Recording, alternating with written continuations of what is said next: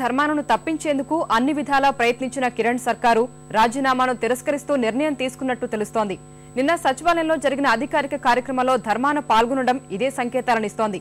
రాజీనామాకు సంబంధించి ముఖ్యమంత్రి నుంచి స్పష్టమైన సంకేతాలు అందటం వల్లే ఇన్నాళ్లు మంత్రిగా విధులకు దూరంగా ఉన్న ధర్మాన అధికారిక కార్యక్రమాలకు హాజరైనట్లు తెలుస్తోంది.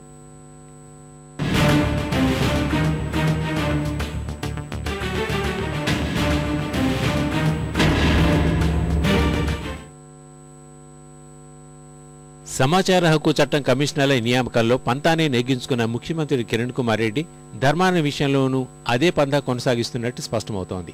ఇంటా బయట విమర్శలు తలెత్తినా పట్టించుకుని కిరణ్ సర్కార్ సిబిఐ కోర్టు నిర్ణయించిన తర్వాత కూడా తన వైఖరి మార్చుకోలేదు. ధర్మాన అధికారిక కార్యక్రమాల్లో పాల్గొనడం ద్వారా ఆయన రాజీనామాను తిరస్కరించినట్లే అని తెలుస్తోంది.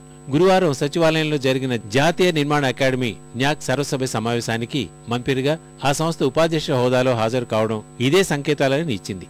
నేరుగా ముఖ్యమంత్రి చెప్పడంతోనే ధర్మాన తిరిగి విధులకు హాజరయ్యారని సన్నిహిత వర్గాల సమాచారం. సీఎం మంత్రులతో క్యాంప్ కార్యాలయంలో ఏర్పాటు చేసిన సమావేశంలోనూ పాల్గొన్న ధర్మాన ఆ తర్వాత మీడియా సమావేశానికి మాత్రం మోహం చాటేశారు.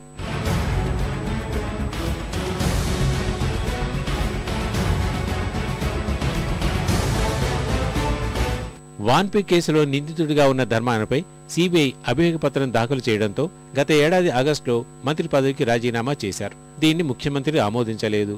ఇదే సమయంలో అవినీతి నిరోధక చట్టం కింద ధర్మానను విచారించేందుకు సిబిఐ దరఖాస్తు చేయడం, దాన్ని నిరాకరిస్తూ మంత్రి మండలి నిర్ణయం తీసుకుని గవర్నర్కి పంపింది. ప్రభుత్వ తీర్మానాన్ని తిప్పి పంపిన గవర్నర్ న్యాయ నిపుణులతో మరోసారి పరిశీలించాలని సూచించారు. ఇంతలోనే విచారణకు అనుమతి అవసరం లేదంటూ సిబిఐ కోర్టు దర్యాప్తు అధికారులకు అనుమతినిచ్చింది. ఈ వ్యవహారం సాగుతుండగానే ధర్మాన అధికారిక కార్యక్రమాలకు హాజరవడం స్పష్టమైన సంకేతాలను ఇస్తోంది. ముఖ్యమంత్రి సైతం ధర్మాన తన మంత్రివర్గంలో సభ్యుడే అని వెల్లడించడంతో ధర్మాన విధులకు హాజరీపై స్పష్టత వచ్చినట్టు అయింది.